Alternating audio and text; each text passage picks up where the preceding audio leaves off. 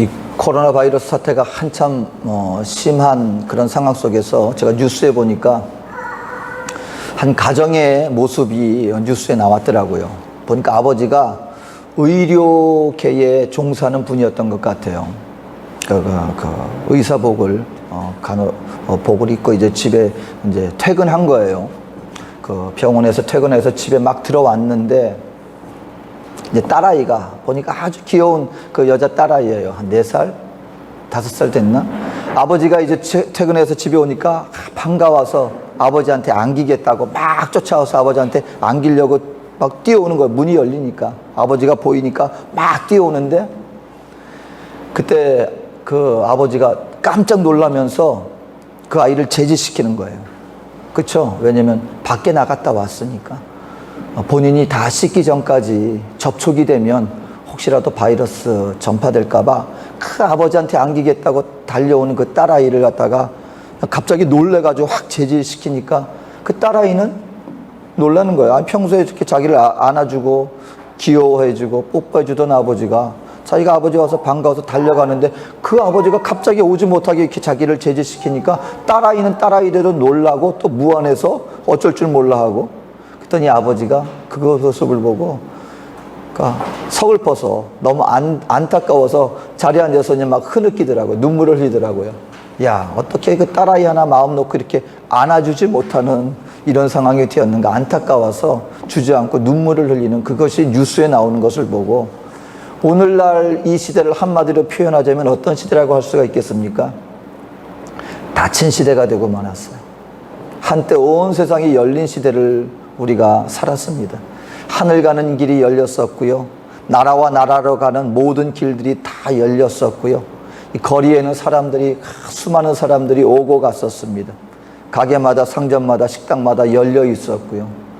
근데 어느 순간인가 2020년이 들어오면서부터 이 모든 문들이 갑자기 다 막혀버리는 거예요. 하늘 가는 길이. 여러분, 이 지구촌이라는 말이 이제 옛날 말 같아요. 한동안 지구촌이라는 말이 우리에게 다가왔었던 적이 있었습니다. 이 세계가 도대체 이 넓은 세계가 마치 옆 동네인 것처럼 바로 옆 동네인 것처럼 수많은 사람들이 오고 가고 그러면서 이 지구가 이제는 더 이상 먼 나라가 아니다. 지구촌이다. 근데 지금은 어떻습니까? 이웃과의 거리도 이렇게 멀게 느껴졌었던 적이 또 있겠는가 싶을 정도로 모든 문들이 닫혀버리고 말았습니다. 심지어는 전쟁이 일어났을 때에도 닫히지 않았었던 교회의 문이 방역이라는 이름으로 여러분 사상 초유의 교회 예배당의 문이 성전의 문이 닫혀버리게 되어지는 이런 초유의 상황을 초유의 시대를 우리는 지금 살아가고 있습니다. 이럴 때 우리가 어떻게 해야 될 것인가? 모든 것이 닫혀버린 것 같은 이런 상황 속에서 우리가 무엇을 할 수 있을 것인가? 오늘 본문 말씀을 통하여서 살펴보기를 원합니다. 오늘 본문에 등장하는 사도 바울의 배경은요, 이 사도 바울이 이제 제 2차 선교 여행을 떠나는 그런 상황을 배경으로 하고 있습니다. 여러분, 사도 바울이 선교 여행을 하면서 1차 선교 여행을 떠났는데 어마어마한 성공을 거두었어요. 다시 말하면 유대인들에게만 베풀어졌었던 것으로 알았던 이 구원의 복음이 이제 드디어 이 유대인의 벽을 넘어서 온 세상 사람들에게 이 전파하게 되어지는 그 첫 번째 단추가 드디어 열렸습니다. 그 길이 열렸습니다. 1차 선교 여행을 통해서 수많은 이방의 사람들이 예수님의 복음을 듣고 그들이 공동체를 이루게 되었고 많은 교회들이 세워지게 되는 그런 놀라운 성공을 거두었습니다. 그리고 이제 시간이 좀 지나서 이제 우리가 또다시 하나님의 복음을 증거하는 사역을 시작해야 되겠다. 제2차 선교 여행을 떠나는데 복음을 증거하는데 방해가 될 수 있었던 몇 가지 요소들이 있었는데 그것마저 하나님이 해결해 주셨어요. 여러분, 처음에 이방인들이 예수님께로 돌아오게 되니까 유대인들이 이 온전한 복음의 내용을 아직까지는 알지 못하고 예수를 믿고 돌아온 이방인들에게 뭘 강요하려고 했습니까? 당신들이 복음을 듣고 이 하나님의 회중에 들어오는 것까지 용납하겠는데 그러기 위해서는 율법 지켜야 돼 하고 율법의 올무를 씌우려고 했단 말입니다. 사도 바울은 아닙니다. 믿음으로 구원받는 것입니다. 이것이 굉장한 충돌이 되었어요. 오죽하면 예루살렘에서 바로 이 문제로 말미암아 총회까지 열리게 되었습니다. 그런데 하나님께서 은혜 베풀어 주셔서 이것마저도 놀랍게도 바울과 바나바의 손을 들어 주어서 이제 이들이 복음을 증거하는데 아무 장애물이 없어졌어요. 이제 복음을 증거하기만 하면 됩니다. 모든 문이 다 열려 있었고 이제 드디어 영광의 복음으로 말미암아 또 다른 차원의 선교의 문이 활짝 열린 것 같았습니다. 그런데 오늘 본문 6절에 한 가지 일이 발생했다고 얘기를 해주고 있는 것입니다. 무슨 말입니까? 성령이 아시아에서 말씀을 전하지 못하게 하시거늘 그들이 부르기아와 갈라디아 땅으로 다녀가. 다시 말하면 복음을 전하려고, 아시아의 복음을 전하려고 이 동쪽으로 향하여 가고 있는데 그 길이 막혀버렸다는 것입니다. 아무리 애를 쓰려고 해도 그 가지를 못하는 거예요. 그래서 안 되겠다. 이 동쪽으로 곧바로 갈 수 없으니까 그럼 북쪽으로 돌아서 우리가 아시아로 가야 되겠다. 그래서 7절에 보니까 무시아 앞에 이르러 비두니아로 가고자 애쓰되 예수의 영이 허락하지 아니하시는지라. 동쪽으로 가는 길도 막히고 북쪽으로 가는 길도 막혀버렸다는 것입니다. 어쩔 수 없이 나중에 성령의 인도하심을 통하여서 마게도냐, 다시 말하면 아시아가 아니라 전혀 다른 이 유럽 쪽으로 발걸음을 돌리게 되었다. 오늘 이 상황을 맞이한 사도 바울의 이 상황을 통하여서 우리가 탄탄할 줄 알았던, 창창할 줄 알았던 우리 인생의 모든 길이 막혔을 때 우리 믿는 성도들은 어떻게 이 상황을 극복하며 또다시 새 걸음을 내디딜 수 있을 것인가? 이 모습을 살펴보기를 원합니다. 첫 번째, 여러분 우리가 살다가 모든 것이 다 사방이 막힌 것 같은 상황이 우리에게 닥쳤을 때 하나님 우리 믿는 성도들에게 한 가지 기억하라고 말씀해 주십니다. 그것은 때로는 하나님도 우리 인생의 문을 닫을 때도 있다. 이걸 기억하라. 인생의 문이 닫혔을 때 여러분 우리 세상 사람들이나 우리 믿는 성도들이 한 가지 착각하는 것이 있습니다. 그건 뭐냐면은 우리 믿는 성도들이 때로 하나님을 섬기며 나가는데 성경이 말씀하시는 하나님을 있는 모습 그대로 알기보다는 내가 원하고 내가 바라는 그 어떤 하나님의 모습을 나름대로 상상을 하고 거기에 하나님을 맞추려고 하는 경향이 있다는 거예요. 무슨 말이냐면 우리가 생각하는 하나님은 어떤 하나님을 우리가 생각하기 쉽냐면 모든 것을 항상 열어주시는 하나님으로 우리가 생각할 때가 있어요. 하나님은 우리가 계획하는 것, 하나님은 우리가 나가는 그 모든 발걸음을 하나님은 탄탄하게 해주실 것이고 평탄하게 해주실 것이고 항상 문을 열어주시는 하나님이셔. 이런 생각을 갖다 보면 어떤 오해가 생길 수 있냐면 무언가 내가 볼 때 좋지 않은 그리고 무언가 문제가 생긴다거나 아니면 어떤 어려움이 생긴다거나 뭔가 문이 닫히는 그런 경우가 생겼을 때 우리는 생각하는 것입니다. 아니 도대체 내가 뭘 잘못했길래 하나님께서 이런 일을 나에게 무엇이 잘못됐길래 일이 지금 제대로 되지 않고 있는 것이지? 라는 그런 착각을 때로는 우리는 할 수 있다는 것입니다. 무슨 말이냐면 하나님에 대해서 생각할 때 하나님은 모든 것을 갖다가 항상 좋게만 우리에게 베풀어 주시는 분이지 우리에게 어떤 어려움을 안겨줄 분은 아니야 라고 우리가 착각할 수도 있다는 것입니다. 이럴 때 우리가 어떤 시각을 갖게 되냐면 흑백 논리에 사로잡히기가 쉬운 거예요. 무슨 말이냐면 세상적으로 건강하고 물질도 많이 벌고 우리가 어떤 성공을 이루었을 때는 하나님이 복 내려주신 것이고 그리고 우리가 건강이 좀 나빠지거나 물질이 좀 약간 궁핍해지거나 어떤 어려움 가운데 직면했을 때는 이거는 하나님 앞에 뭔가 잘못해서 하나님이 벌 주시는 것이고 이런 흑백 논리로 우리가 하나님을 바라볼 뿐만 아니라 우리 이웃을 바라보고 판단할 수가 있다라고 하는 사실인 것입니다. 이 대표적인 상황이 벌어진 게 바로 욥기에 나타나는 욥의 친구들이에요. 여러분 욥 친구들이 하나님을 몰랐던 사람들이 아니에요. 그리고 욥 친구들이요, 이 욥에 대해서 사랑이 없었던 게 아니에요. 얼마나 다른 사람들 다 떠나갔는데 이 세 친구들은 그래도 욥이 하루아침에 사업이 다 망해버리고 하루아침에 자녀들이 다 사망해버리고 그리고 하루아침에 자기의 건강마저 다 잃어버린 이 상황에 그래도 함께 와서 같이 울어주었던 친구들이 바로 이 세 친구들입니다. 그런데 이들이 욥에게 와서 한 말은 어떤 말이냐면요. 욥, 당신 빨리 회개해 그러는 거예요. 당신 하나님 앞에 뭔가 잘못하고 죄를 지었으니까 지금 이런 꼴을 당하고 있는 거 아니야. 자기들 딴엔 욥을 위한다고 얘기를 했지만 이들이 판단하는 판단의 근거는 무엇에 근거한 판단이었습니까? 하나님 앞에 복받는 사람은 소위 말하는 이 세상에서 추구하는 모든 이 세상적 축복의 조건이 갖추어져야만 하나님 앞에 복받는 것이고, 이 세상에서 요구하는 물질의 축복, 건강의 축복, 사회적인 축복을 받지 못하면 마치 하나님 앞에 잘못했기 때문에 그런 것을 받는 것이냐, 흑백 논리를 가지고 욥을 판단했기 때문에 바로 이것이 하나님 앞에 잘못된 모습으로 다가오게 되었던 것이라는 것입니다. 나중에 욥이 하나님 앞에 회복하고 난 다음에 하나님이 이 친구들을 향해서 얘기합니다. 너희들이 지금 나에 대해서 잘 알지도 못하고 함부로 잘못된 판단으로 욥에게 하였으니 내가 너희들에게 심판을 할 것이다. 욥이 너희를 위하여 중보하지 않으면 너희는 나의 심판을 받게 될 것이다.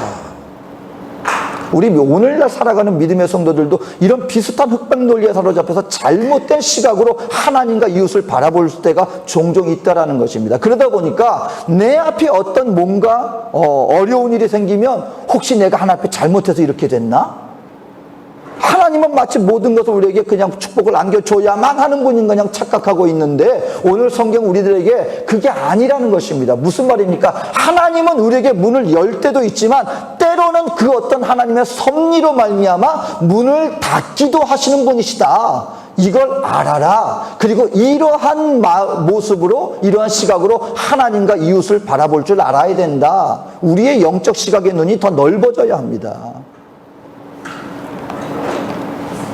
예수님의 제자들도 이런 실수를 범했어요. 여러분, 성전 미문에서 나면서부터 절름발이가 돼서 움직일 수가 없어요. 일을 할 수가 없어요. 이 사람이 할 수 있는 일은 한 가지밖에 없었습니다. 성전 앞에 나가서 사람들 앞에 구걸하는 것밖에 할 수 없었어요. 얼마나 비참한 인생입니까? 그런데 이 사람 앞에서 제자들이 말합니다.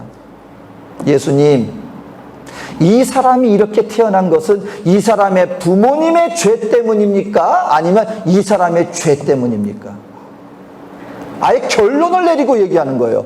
거기는 어떤 전제가 있습니까? 이 사람이 건강하지 못한 것은 하나님의 벌 때문에 그렇게 됐다는 거예요. 하나님이 벌 받지 않고 축복받는 사람은 누구나 다 건강해야만 한다는 것입니다. 그러니까 그런 시각으로 바라봤더니 이 사람은 나면서부터 절름발이 된 걸 보니 분명히 누군가의 죄 때문에 벌 받는 것인데, 이 사람 부모님 때문입니까? 이 사람 때문입니까? 근데 예수님이 뭐라고 말씀했습니까? 이 사람의 죄도 아니고 이 사람의 부모님의 죄도 아니고 하나님의 영광을 드러내기 위해서 그런 것이다. 무슨 말입니까? 여러분, 한 사람이 이 건강하지 못한 모습으로 태어난 것이 무슨 좋은 일입니까? 우리가 볼 때는 좋지 않은 일이에요. 그런데 예수님은 말씀하시는 것입니까? 좋지 않아 보이는 그 상황이라 할지라도 이것이 왜 이렇게 됐는지 아느냐? 바로 하나님의 영광을 드러내게 하기 위해서. 다리 조금 약한 사람이 건강한 다리 회복하는 것과 아예 걷지도 못했던 사람이 뛰놀며 하나님 앞에 일어서게 될 때, 여러분, 어떤 것이 하나님 앞에 더 영광을 드러내는 일이 되겠습니까? 걷지도 못했던 사람이 걷게 되는 것이 하나님의 영광을 드러내는 일이 더 될 것이기 때문에 하나님의 섭리로 되어진 것이다. 우리는 알아야 됩니다. 욥이요, 자기가 그 엄청난 사건을 겪고 다시 회복이 되었을 때, 여러분, 욥이 옛날처럼 하나님을 바라보고 사람을 바라보게 되었을까요? 바뀐 게 있습니다. 모든 일 가운데 하나님의 뜻과 섭리가 있을 수 있구나. 거기에는 무엇도 포함이 돼요. 내가 사망의 음침한 골짜기를 다닐지라도, 무슨 말이냐면 때로는 내가 사망의 음침한 골짜기를 다니는 것 같은 상황에 처할 수도 있다. 근데 그것이 그냥 되는 것이 아니라 이 모든 것 가운데도 하나님의 섭리 속에 이루어지는 이 일이 될 수도 있다라는, 바로 그것을 잊지 말라는 것입니다. 여러분, 오늘 온 세상의 문이 닫힌 것 같아요. 세상의 문만 닫힌 것이 아니라 바로 저와 여러분들의 삶 가운데도 어떠한 뭔가 막연하게 닫힌 것 같은 그런 상황 가운데 혹시 우리가 처할 수도 있습니다. 그럴 때 여러분 기억하십시오. 이것이 꼭 내가 하나님 앞에 뭔가 잘못을 범했기 때문에, 아니면은 하나님 앞에 내가 뭐가 더 열심히 하지 못했기 때문에 하나님으로부터 벌 받는 것이다 라고 생각할 것이 아니라, 이 모든 것 가운데 나는 알지 못하지만 섭리하시는 하나님의 섭리 속에 이루어지는 일일 수도 있다라는 것을 알고 그러한 시각으로 나의 삶을 바라볼 수 있어야 한다라고 하는 사실인 것입니다. 사도 바울은 아시아로 가려고 그렇게 다른 거 하려고 간 게 아니잖아요. 복음 전하려고 했잖아요.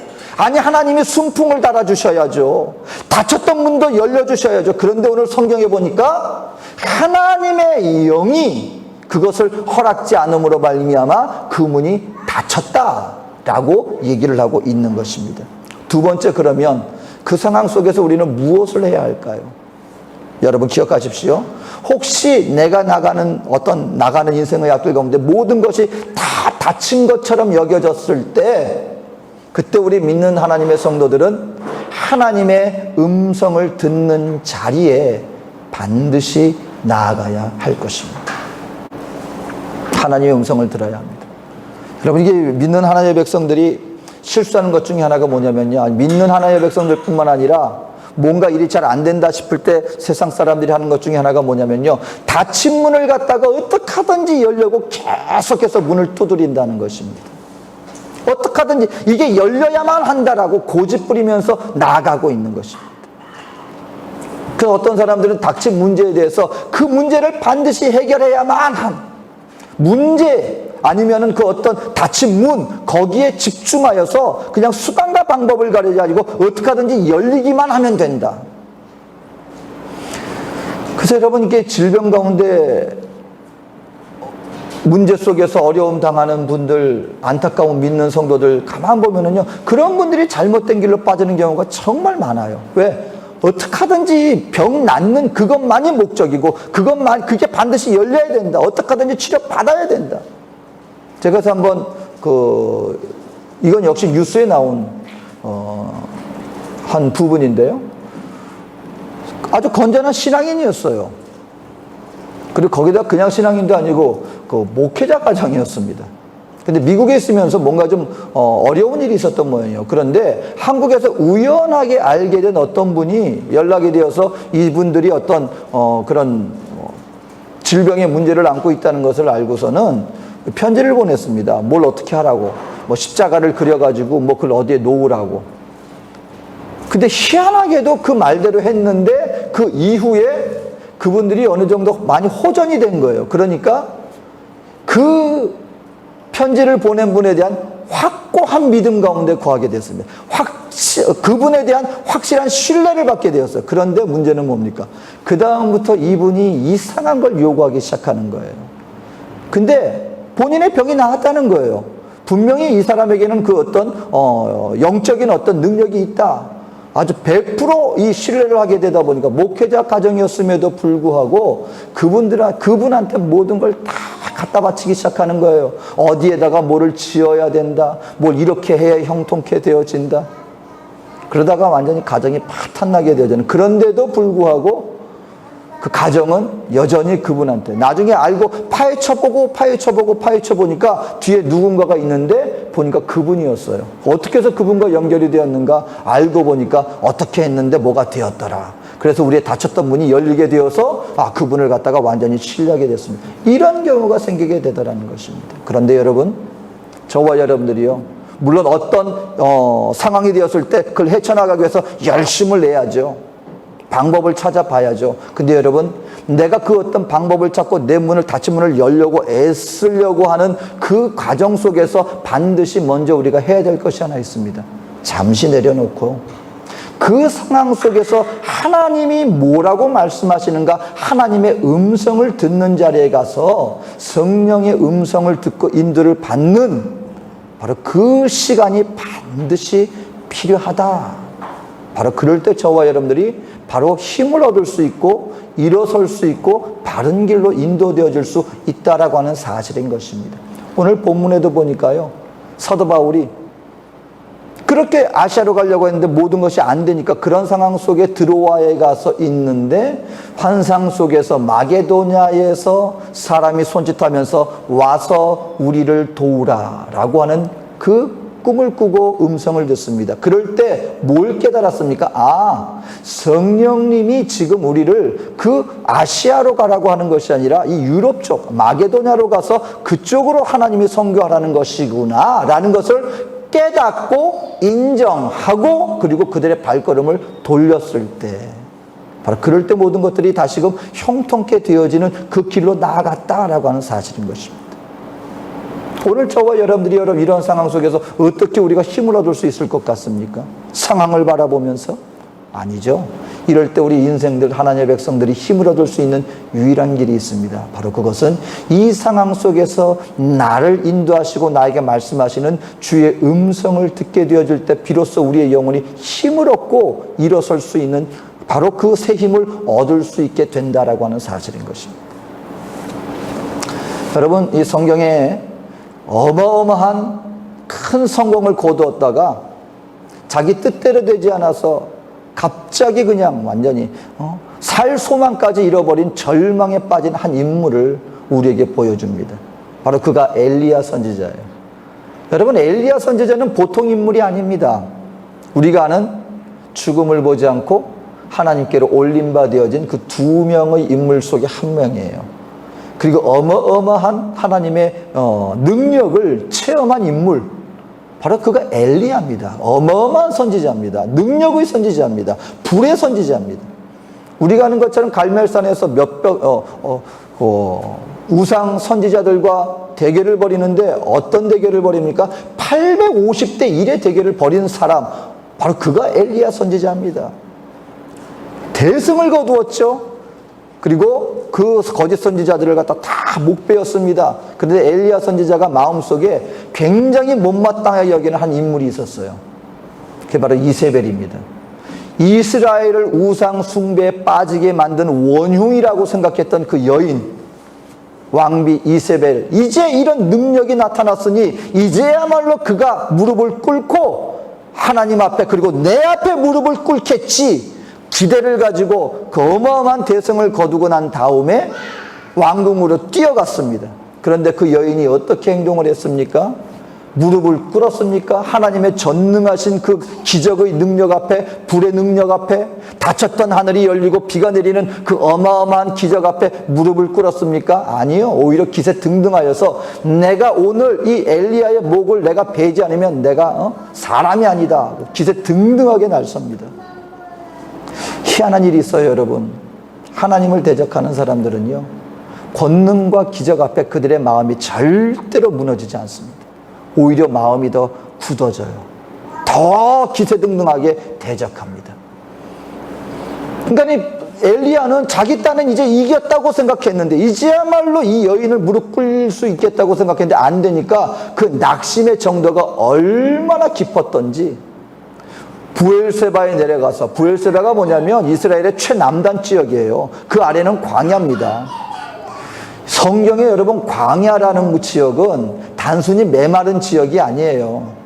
사람이 살 수 없는 환경을 성경은 광야라고 얘기를 합니다. 부엘세바에서 광야길로 나갔는데 하루 길을 더 갔다 그랬어요. 이 말은 무슨 말이냐면 잠시 쉬러 가야지. 아니에요. 죽으려고 간 거예요. 살고 싶지 않습니다. 어디서 할 수 있습니까? 천사가 나중에 이 지쳐 쓰러져 있는 엘리야를 일으켜 세우는데 그 대화 속에서 엘리야가 고백한 내용이 뭔지 아십니까? 차라리 나 데려가 주세요. 나 살고 싶지 않습니다. 그때 천사가 말합니다. 한 산에 가 있어라. 거기서 하나님을 만날 것이다. 지시한 산에 가 있는데 여러분, 갑자기 어마어마한 바람, 여러분 성경에 바람이 붑니다. 성경의 바람은 권능을 얘기하는 거예요. 능력의 바람이 불었는데 여기 하나님이 계실 것인가? 근데 거기 하나님이 계시지 않았어요. 갑자기 또 어마어마한 지진이 일어납니다. 야, 이때 이 온 땅을 삼킬 것 같은 지진 속에 하나님이 계실 것인가? 근데 하나님은 거기도 계시지 않았어요. 불이 일어납니다. 여러분, 불하면 생각나잖아요. 그 하늘에 불이 내려서 그 재물을 삼켰던 그 하나님의 그 능력의 불. 야, 이제야말로 하나님의 임재를 보겠구나. 근데 거기도 하나님이 계시지 않았어요. 그 하나님이 어디 계셨어요? 그때 갑자기 세미한 음성이 엘리야에게 들립니다. 그러니까 엘리야는 비로소 거기에서 새로운 사명을 받고, 그리고 그 사명을 통하여서 다시금 일어나서 나아갈 수 있는 힘을 얻게 되었습니다. 무슨 말이냐면, 여러분, 저와 여러분들이 하나님의 은혜를 받는, 내 영혼이 솟아나는 것은요, 거기 계신 하나님 그 어떤 능력과 기적, 여러분, 이것은 충격요법은 될 수 있지만 우리의 영혼의 힘을 얻게는 하지 못합니다. 근데 실질적으로 우리 영혼이 힘을 얻을 때는 언제인지 아십니까?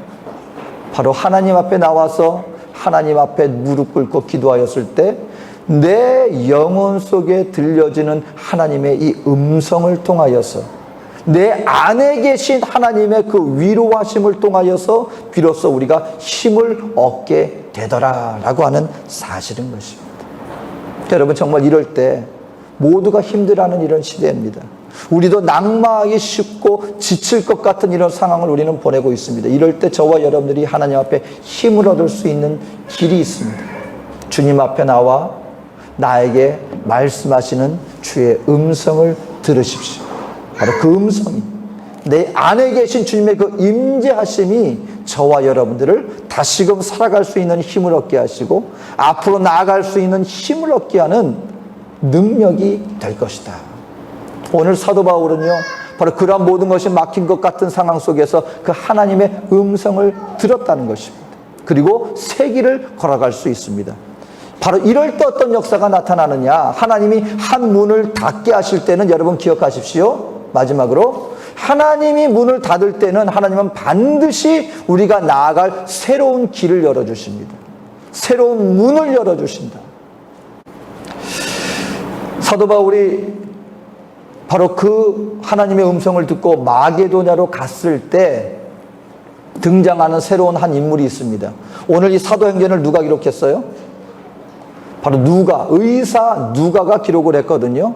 아시아로 갈 때는 이 의사 누가가 함께 동행하려는 그 어떤 기미가 보이지 않았는데, 이 마게도냐로 나아가는 이 상황 속에서는 우리가 라고 표현을 하면서 이 의사 누가가 이 2차 전도 여행 유럽을 향한 이 전도길에 함께 동행하게 되는 모습을 보게 됩니다. 여러분, 하나님께서 다 예배해 놓으신 거예요. 만약에 뭐 확실한 건 아니지만 여러분, 이 사도 바울은 몸에 굉장한 질병을 안고 살았던 사람입니다. 그냥 하나님의 인도함을 받지 않고 그냥 아시아로 그냥 가야지 하고 본인들끼리만 갔었다면 어쩌면 이 사도 바울은 이 건강의 문제 여러 가지 요건들로 인하여서 그 2차 전도 여행을 아마 제대로 감당하지 못하고 얼마 가지 못하고 중단해야 했었을지도 모릅니다. 그런데 하나님의 인도하심을 받고 하나님이 뜻하신 그 길을 걸어갔더니 하나님이 다 예배해 놓으시는 거예요. 의사 누가는요, 사도 바울의 이 선교 사역에 있어서 얼마나 중요하고 소중한 동역자가 되었는지 모릅니다. 함께 동행하면서 의사로서 여러 가지 모습을 함께 돌봐주면서 이 사도 바울의 선교 사역에 있어서 굉장히 중요한 동역자 역할을 감당하는 이가 되었습니다. 그랬을 때 로마가 온 세상을 정복하겠다고 펼쳐놓은 그 길을 통하여 온 세상 사람들이 알아들을 수 있는 이 헬라 언어를 통하여서 하나님의 복음이 그때 당시 세계 땅끝이라 할 수 있는 이 스페인까지 복음이 증거되어지는 놀라운 역사, 2000년이 지난 오늘날에는 온 세상 사람들에게 이 복음이 증거되어지는 놀라운 사역을 감당할 수 있게 되었다는 것입니다. 저는요, 이 중미에 있으면서 하나님이 왜 사도 바울을 아시아가 아닌 유럽 쪽으로 발길을 돌리게 했는가 잠시 좀 피부로 느낄 수 있는 그런 역사를 이렇게 한번 또 상황을 한번 체험해 봤습니다. 뭐냐면 과테말라라는 나라는 굉장히 작은 나라예요. 근데 여러분, 과테말라의 인디안 부족이 그 조그만 나라에 인디안 부족이 20부족이 됩니다. 근데 제가 거기서 또 놀랐던 건 뭐냐면 이 20부족인데 언어가 20개예요. 산마다 부족이 한 부족씩 사는데, 약간 과장해서 산등성이마다 부족이 한 부족씩 사는데 얼마나 교류가 없었으면 각 부족마다 사용하는 언어가 다 달라요. 만약에 서로 이 교류가 있었다면 굳이 다른 언어가 아마 없이 그래도 공통적인 언어가 형성되지 않았을까 싶은데, 얼마나 이 다시 말하면 이 아시아 쪽으로 복음이 증거되었다면, 이 복음이 하나님의 뜻은 온 세계에 증거되는 게 하나님의 뜻인데, 사도 바울이 아시아 쪽으로 먼저 복음이 들어갔다면 여러분 이 복음이 온 세계에 증거되는데 얼마나 더 많은 시간이 요구되었을까. 그런데 그걸 아셨기 때문에 일단 모든 민족에게 복음이 증거되어야 하니까 그때 당시 온 세계로 복음을 증거할 수 있는 모든 것을 갖춘 유럽을 통하여서 하나님이 복음을 증거하게 하였다라고 하는 사실인 것입니다. 우리 인생도 마찬가지예요. 여러분, 하나님이 내 앞에 문을 닫힌 것 같습니까? 그럼 기억하세요. 그것은 하나님이 우리에게 또 다른 길을 예비해 놓으셨기 때문에 우리의 방향을 지금 내 문을 두드리고 있는 게 아니에요. 형통의 문을 두드리고 있는 게 아니에요. 엉뚱한 문을 두드리고 있기 때문에 하나님께서 우리 인생으로 하여금 그 길이 아니야, 진짜 형통의 문은 따로 있단 말이야 하고 우리를 인도하시는 것일 수도 있다라는 것을 기억하게 되시기를 주의 이름으로 축원합니다. 그렇기 때문에 지금 이 모든 것이 닫힌 것 같다 할지라도 여러분, 이럴 때 이 모든 것들이 지금 다 암울하다, 이거는 잘못된 거다, 뭔가 하나님 앞에 우리가 심판받고 있는 거야 라고 여기지 마시고 이 모든 것 가운데도 하나님의 뜻이 있을 수 있다는 믿음을 가지시고, 이럴 때 나에게 말씀하시는 하나님의 음성을 듣고 바로 이럴 때 하나님이 나에게 원하시는 그 길을 갈 때 바로 그 길이 우리에게 또 다른 형통의 길이요, 또 하나님 앞에서 우리에게 주시는 진정한 참 생명의 길로 인도되어지는 것임을 알고 오히려 하나님 앞에 더 큰 은혜의 길로 나아가는 기회로 우리 삼게 되시기를 주의 이름으로 축원드립니다. 기도하겠습니다. 사랑과 은혜가 많으신 좋으신 아버지 하나님, 온 세상에 닫힌 문을 앞에 두고 많은 사람들이 당황하고 있는 것 같은 삶입니다. 오늘 이럴 때 우리 하나님의 백성들은 하나님 앞에 나와 우리에게 말씀하시는 주의 음성의 귀를 기울이게 하여 주시고, 내 뜻대로 내가 원하는 그 길을 고집하는 것이 아니라 바로 이럴 때 우리를 인도하시는 그 하나님의 말씀을 따라 순종하여 나아가서 하나님이 예비해 놓으신 더 좋은 길, 하나님이 우리에게 열어주기를 원하시는 진정한 생명의 문을 열어 하나님 앞에 더욱더 놀라운 생명의 진리의 길을 약속받는 하나님의 축복된 믿음의 자녀들의 삶이 이루어질 수 있도록 우리 모두를 인도하여 주시옵소서. 함께 하실 주님의 사랑과 은혜를 감사드리며 예수님의 이름으로 기도합니다. 아멘.